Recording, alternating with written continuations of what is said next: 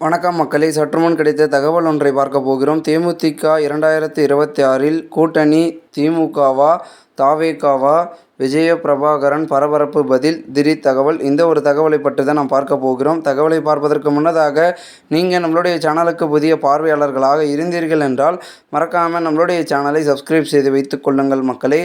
தற்பொழுது தமிழ்நாடு காங்கிரஸ் கமிட்டி மாநில தலைவர் செல்வ பெருந்தகை திமுக கூட்டணியில் தேமுதிகவை சேர அழைப்பு விடுத்திருந்தார். இது குறித்து தேமுதிக இளைஞர் அணி செயலாளர் விஜயபிரபாகரன் அழைப்பு விடுத்ததற்கு நன்றி. வளர்ச்சியை நோக்கி தான் எங்களது நிலைப்பாடு என கூறியுள்ளார். கரூர் மாவட்டம் அரவக்குறிச்சி அடுத்த ஆண்டிப்பட்டி கோட்டை பகுதியில் தேமுதிக ஒன்றிய செயலாளர் சின்னசாமி இல்ல திருமண விழாவில் தேமுதிக இளைஞர் அணி செயலாளர் விஜய பிரபாகரன் கலந்து கொண்டு மணமக்களை வாழ்த்தினார். விழாவில் கட்சி நிர்வாகிகள், தொண்டர்கள் என ஏராளமானோர் கலந்து கொண்டனர்.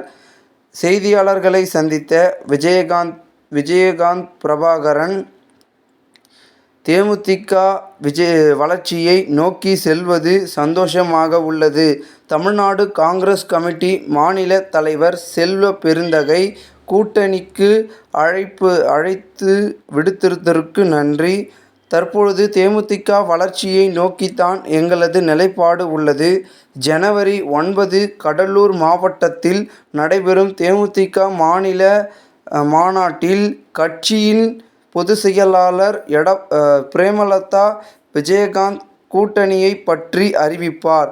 2026இல் தமிழக வெற்றிக் கழக விஜயுடன் கூட்டணி அமைப்போமா என்ற கேள்விக்கு ஜனவரி 9இல் தான் பதில் தெரிய வரும் என கூறியிருந்தார் விஜயபிரபாகரன். இந்த ஒரு தகவல் அரசியல் வட்டாரங்களில் பெரும் கவனிக்கத்தக்கதாக பேசும் பொருளாக மாறியிருக்கிறது.